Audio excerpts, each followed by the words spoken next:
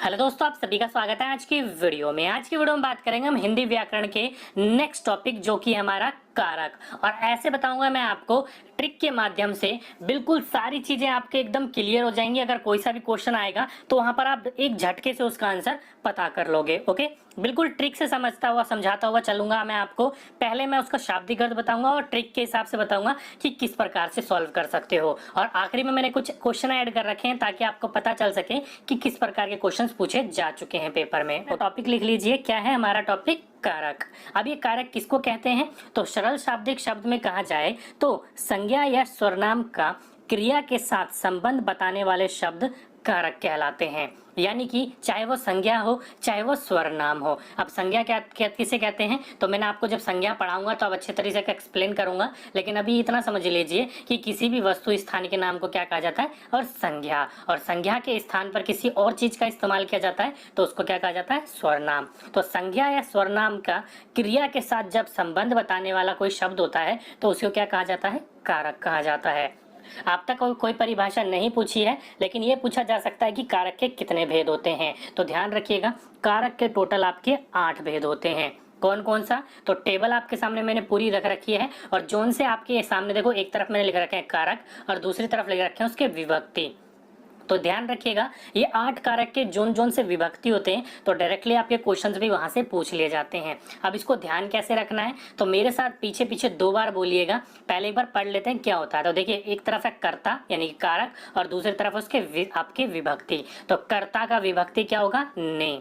कर्म का को, करण का से के द्वारा, संप्रदान का को के लिए, अपादान का से अलग होना। आप ध्यान रखिएगा, से जो है वो आपका 2 में आता है, एक तो अपादान में आता है और दूसरा आपका कारण में आता है। देख सकते हो दोनों में से है, लेकिन आपका कारण जो होता है उसमें से के द्वारा, वहां पर से सिंपल वाला से होता है, लेकिन अपादान में आपका से वो वाला से होगा जहां पर कोई चीज अलग हो रही होगी। जैसे कि पेड़ से पत्ता गिरा, तो वो से क्या होगा? पेड़ से पत्ता जो हो गया वो अलग हो गया। तो अलग होने की विभक्ति जहां पर आए वो वाला होगा आपका अपादान। ओके, नेक्स्ट है आपका संबंध, जिसमें आपका का के की रा रे री। ध्यान रखिएगा, का के की रा रे री ये विभक्ति आती है संबंध में, अधिकरण में आती है में पर, और संबोधन में आती है हे अरे ओ।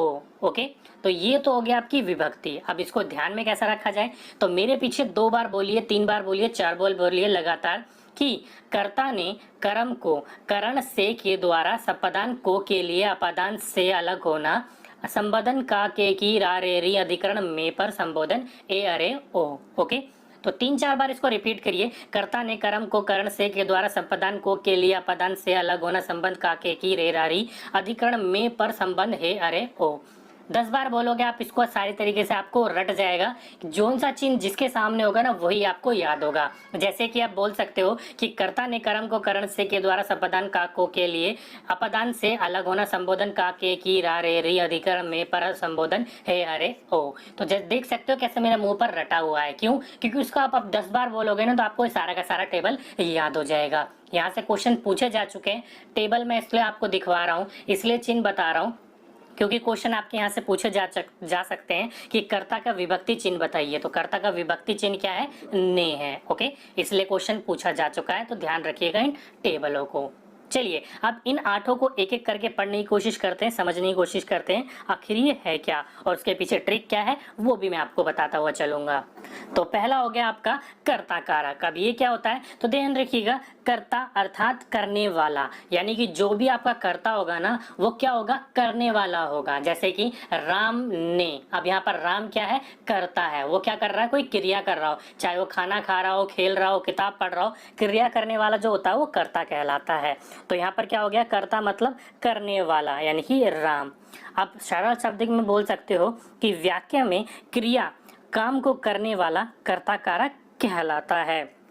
जैसे कि एग्जाम्पल के रूप में मैंने कुछ नीचे लिख रखे हैं, लेकिन ये तो हो गया आपका सरल शाब्दिक अर्थ। अब हम इसको पहचाने कैसे? तो ट्रिक है इसकी, तो क्रिया के साथ हमेशा जो होगा वो प्रश्न में आएगा कौन। अगर प्रश्न में आपका कौन लगाया जाता है और वो प्रश्न पूरा बन जाता है और उसका उत्तर मिलता है तो वो क्या कहलाएगा? आपका कर्ता कारक कहलाएगा। फॉर एग्जाम्पल के रूप में जैसे कि लड़का खेल रहा है, अब यहाँ पर कर्ता की जगह आप क्या लगाओगे? कौन। कौन खेल रहा है, प्रश्न बन रहा है, बिल्कुल सिंपल, कौन खेल रहा है? तो लड़का खेल रहा है। दूसरा, सूरज चमक रहा है। कौन चमक रहा है? सूरज। नेक्स्ट है आपका पत्थर लुढ़क रहा है। कौन लुढ़क रहा है? पत्थर। अब यहाँ पर और कुछ भी लगा सकते हो तो आपका यहाँ पर नहीं होगा। देखिए लड़का खेल रहा है, क्या खेल रहा है? अब यहाँ पर क्वेश्चन ही बदल गया कि क्या खेल रहा है, वो चाहे लूडो खेल रहा हो या कोई और गेम खेल रहा हो, तो लेकिन वहाँ क्वेश्चन बदल गया। अब यहाँ पर क्वेश्चन में हम पूछेंगे कि कौन खेल रहा है, तब पता चल जाएगा आपको सीधा सीधा लड़का खेल रहा है। तो यहाँ पर ट्रिक आपकी यही है कि कर्ता में हमेशा क्या कहलाएगा आपका? कौन से विभक्त होगा, मतलब आप उसमें कौन लगाओगे तो प्रश्न आपका बन जाएगा, और जब उसका उत्तर मिले, जो सही प्रश्न बनता है उसका उत्तर मिले, तो कहां पर होगा? आपका कर्ता कारक होगा। ओके, ध्यान रखिएगा इस विभक्ति को।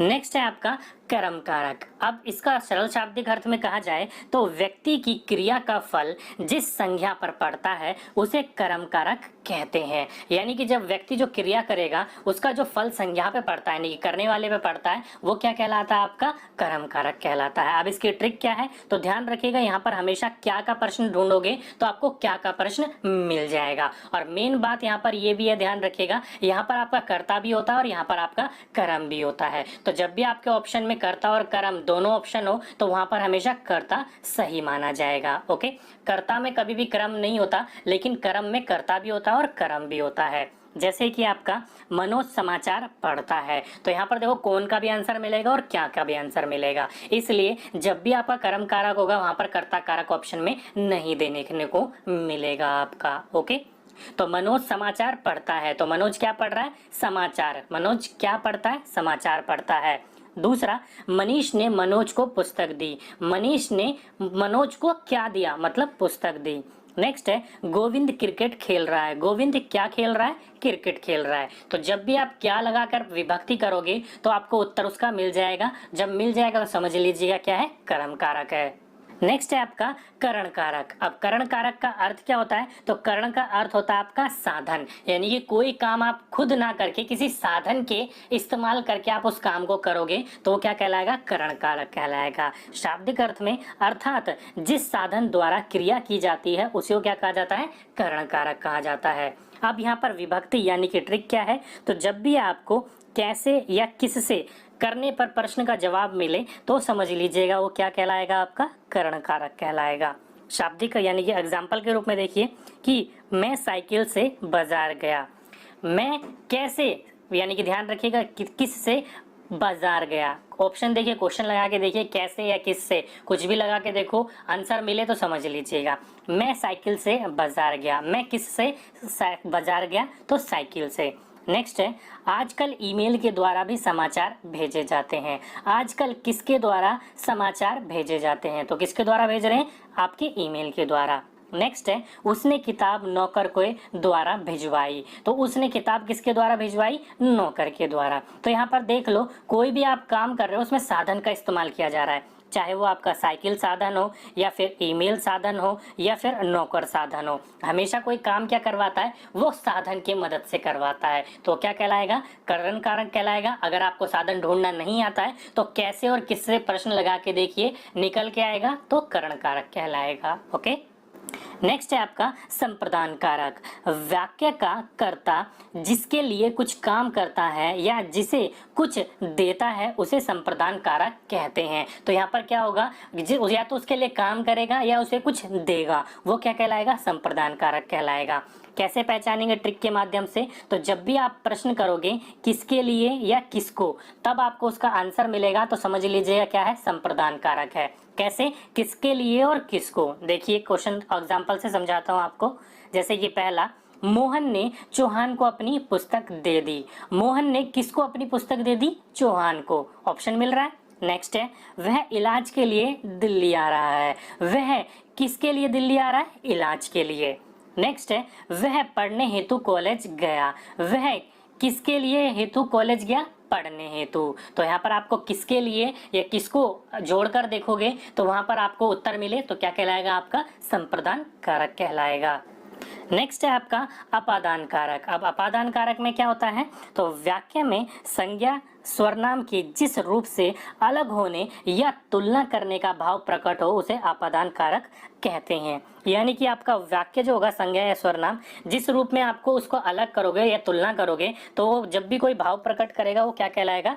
अपादान कारक कहलाएगा। जिसमें मैंने आपको बोला था करण कारक और अपादान कारक में सेम होता है, लेकिन विभक्ति करने पर उसमें क्या होता है, एक में नॉर्मल आता है और दूसरे में अलग होना आता है। तो वही आपका यहाँ पर पहचान है, ट्रिक है कि जो भी चीज जिस चीज से अलग हो रहा हो ना, वही क्या कहलाएगा, आपका अपादान होगा। कारण में कभी भी अलग होना नहीं होता है। ओके, जैसे कि नल से पानी टपक रहा है, तो नल से पानी क्या हो रहा है, अलग हो रहा है, अलग अगला आ रहा है, तो अलग हो रहा होगा तो कैसा आएगा, अपादान कारक। नेक्स्ट है पेड़ से पत्ता गिरता है, पेड़ से क्या हो गया, पत्ता अलग हो गया, तो वो क्या कहलाएगा, अपादान कारक। नेक्स्ट है हिमालय से गंगा निकलती है, तो हिमालय से गंगा क्या होगी, निकलकर अलग हो गई, तो क्या कहलाएगा, आपका अपादान कारक कहलाएगा। ओके, तो ध्यान रखिएगा जब भी आपका अगलाव देखने को मिले तो क्या कहलाएगा, अपादान कारक कहलाता है। नेक्स्ट है संबंध कारक। संज्ञा या स्वरनाम शब्द के जिस रूप से उसका वाक्य में आए अन्य संज्ञा या स्वरनाम शब्द के साथ संबंध ज्ञात हो, उसे क्या कहलाएंगे, संबंध कारक कहते हैं। तो ध्यान रखिए जब भी आपका संबंध उसके बीच में रिलेट आपका आ जाए तो क्या कहलाएगा, आपका संबंध कारक। यानी कि जिस चीज में आपका कोई संबंध देखने को मिल जाता है वो संबंध कारक कहलाएगा। बिल्कुल सिंपल है, ये आपका संबंध कारक और एक संबोधन कारक दोनों बिल्कुल सिंपल है। संबंध जब बीच में जुड़ जाए तो क्या कहलाएगा, वो संबंध कारक कहलाएगा। ट्रिक आपका यही है कि उसके बीच में संबंध देखने को मिलता है। जैसे कि सिद्धार्थ का कॉलेज पास ही है, तो सिद्धार्थ का कॉलेज, अब यहाँ कॉलेज किसका है, सिद्धार्थ का, संबंध जुड़ गया। नेक्स्ट है श्रेया के पिताजी अध्यापक है, श्रेया क्या है, पिताजी है उनके, वो उनके पिताजी और वो उनकी बेटी है, संबंध जुड़ गया। नेक्स्ट है रोहन की बहन निकिता है, रोहन की बहन कौन है, निकिता है, संबंध जुड़ गया। तो जब भी आपका संबंध जुड़ रहा हो क्या कहलाएगा, संबंध कारक कहलाएगा। नेक्स्ट है आपका अधिकरण कारक। ये क्या होता है, तो संज्ञा या स्वरनाम के जिस रूप से क्रिया के होने के स्थान तथा समय की जानकारी मिले उसे अधिकरण कारक कहते हैं। यानी कि जब भी आपका कोई क्रिया होने का स्थान पर आपका समय की जानकारी मिलती है तो क्या कहलाता है, अधिकरण कारक कहलाता है। अब इसकी पहचान कैसे करोगे, तो जहां पर भी आपका कहाँ या कब का प्रश्न का जवाब मिले तो वो क्या कहलाएगा, आपका अधिकरण कारक कहलाएगा। जैसे कि मेज पर किताब रखी है, कहाँ पर किताब रखी है, मेज पर। कमरे में अंधेरा है, कहाँ पर अंधेरा है, कमरे में। परीक्षा मार्च में होगी, कब परीक्षा होगी, तो मार्च में होगी। तो जब भी आपका कहाँ और कब का उत्तर दी मिला तो वो आपका क्या कहलाएगा, अधिकरण कारक कहलाएगा। नेक्स्ट और लास्ट है आपका संबोधन कारक। संबोधन कारक तो आपका एक बिल्कुल इतना आसान है, इतना सिंपल है, आप इसकी है ना परिभाषा भी मत पढ़ो, ट्रिक डायरेक्ट देख लो कि जब भी आपको संबोधन चिन्ह मिले, ध्यान रखिएगा चिन्हों से रिलेटेड आपका बहुत प्रश्न पूछे जाते हैं कि इस चिन्ह को क्या कहा जाता है। तो चिन्हों का एक आपका पूरा का पूरा चैप्टर अच्छी तरीके से समझाने की कोशिश करूंगा मैं आपको कि हिंदी में कौन कौन से चिन्ह होते हैं। ओके, तो ये जो संबोधन चिन्ह आपको जहां पर भी जिस प्रश्न में या जिस एग्जाम्पल में देखने को मिल जाए तो वो क्या कहलाएगा, आपका संबोधन कारक कहलाएगा। अभी संबोधन चिन्ह कौन सा होता है, तो देखा होगा आपने एक डंडी के नीचे हल्का सा बिंदु होता है, तो वो क्या कहलाएगा, संबोधन कारक या संबोधन चिन्ह कहलाएगा। जैसे कि अरे भाई, उसके बाद क्या है, संबोधन चिन्ह है, मेरी बात तो सुनो, या फिर हे ईश्वर, संबोधन चिन्ह, मेरा मार्गदर्शन करो, ओ लड़के, संबोधन चिन्ह, इधर आ। तो जब भी आपको ये संबोधन चिन्ह देखने को मिल जाए वो क्या कहलाएगा, आपका संबोधन कारक कहलाएगा। ये तो बिल्कुल सिंपल है, आपका देखते ही आपको पता चल जाएगा। अगर आपका पूछा जाए तो आप एक लगा लो, बिल्कुल फ्री के नंबर आपको वहां पर इस चीज के मिलेंगे। ओके, तो ये थे आपके 8 कारक जहां से आपके क्वेश्चंस आपके पूछे जाते हैं इंपॉर्टेंट हिंदी व्याकरण में। ओके, चलिए अब यहाँ से क्वेश्चंस किस प्रकार के पूछे जाते हैं लगा के देखते हैं एक बार। तो आज का पहला क्वेश्चन क्या बोल रखा है कि करण कारक का चिन्ह है। तो करण कारक का चिन्ह क्या होता है, तो मैंने आपको एक टेबल पढ़ाया था, क्या बोला था, कर्ता ने कर्म को कर्ण से के द्वारा। तो कर्ण से या के द्वारा है, नहीं है, से है, बिल्कुल है। तो ऑप्शन नंबर 3 इसका बिल्कुल सही आंसर होगा। कर्ण कारक का चिन्ह क्या होता है, से। नेक्स्ट क्वेश्चन, कर्ता कारक का विभक्ति चिन्ह क्या है। तो कर्ता कारक का क्या होता है, दोबारा एक बार रिपीट करते हैं कि कर्ता ने, तो ने होता है आपका विभक्ति चिन्ह। तो क्या होगा आपका, ऑप्शन नंबर फर्स्ट ही देख के लगा सकते हो, ऑप्शन नंबर फर्स्ट इसका बिल्कुल सही आंसर होगा, ने। नेक्स्ट क्वेश्चन क्या बोल रखा है, क्रिया के करने के साधन को क्या कहते हैं। तो क्रिया के करने को साधन, यानी कि जहां पर भी आप साधन का इस्तेमाल करते थे वो क्या कहलाता था, तो वो कहलाता था करण कारक। तो ऑप्शन नंबर सेकंड इसका बिल्कुल सही आंसर है, करण कहलाता है क्रिया के करने के साधन को। ओके, नेक्स्ट क्वेश्चन, जिस पर क्रिया का फल पड़ता है उसे क्या कहते हैं। तो क्रिया का जिस पर आपका फल पड़ता है वो क्या कहलाएगा, आपका कर्म, कर्ण, संप्रदान या अधिकरण। तो देखिए क्रिया का करने का फल पड़ता हो, ओके, क्वेश्चन को ध्यान से रखिएगा कि जिस पर आपका क्रिया का फल पड़ता हो उसका पूछा गया है। तो क्रिया का देखो, क्रिया का फल तो क्रिया ही कहलाएगा, मतलब कर्ता कहलाएगा, और जिस पर फल पड़ता है वो क्या कहलाता है, आपका कर्म कहलाता है। तो ऑप्शन नंबर फर्स्ट इसका बिल्कुल सही आंसर है, कर्म। नेक्स्ट क्वेश्चन, क्रिया करने वालों को क्या कहते हैं? तो क्रिया करने वाले को क्या कहता था, कर्ता कहा जाता था। तो ऑप्शन नंबर फर्स्ट इसका बिल्कुल सही आंसर था, ओके। तो ये कुछ आपके बीच में से क्वेश्चंस पूछे जा सकते थे, वो मैंने आपको करवाए हैं। बाकी आपके क्वेश्चन जो चिन्हों के हिसाब से आप पहचानने की कोशिश करोगे तो उनको आप आराम से पहचान लोगे। तो वो रटे रटाए क्वेश्चन है, वो आपको मैंने ऐड ऑन नहीं करे इसमें, ओके। तो दोस्तों आज की वीडियो में बस इतना ही। अगर वीडियो अच्छी लगी हो तो नीचे जाके वीडियो को लाइक करना ना भूलिएगा, अपने दोस्तों के साथ शेयर करना ना करिए भूलिएगा। अगर आपके मन में वीडियो के रिलेटेड कोई भी सुझाव हो तो नीचे कमेंट बॉक्स में कमेंट कीजिएगा, मैं आपका कमेंट जरूर रीड आउट करता हूँ। अगर आपने चैनल को अब तक सब्सक्राइब नहीं कर रखा तो जल्दी से सब्सक्राइब कर लीजिए, और उसके साथ में जो बेल आइकन होगा उसको भी जरूर दबा दीजिएगा, ताकि आने वाली वीडियोस का नोटिफिकेशन आपको टाइम टू टाइम मिलती रहे। तो दोस्तों आज की वीडियो में बस इतना ही, आपसे फिर मुलाकात होगी नेक्स्ट वीडियो में। जब तक के लिए जय हिंद, जय भारत। दोस्तों अगर आपको ये वीडियो पसंद आए तो वीडियो को लाइक करें, सब्सक्राइब करें और इस घंटे को बजाय ऑल प्रेस करें हमारी वीडियो सबसे पहले देखने के लिए।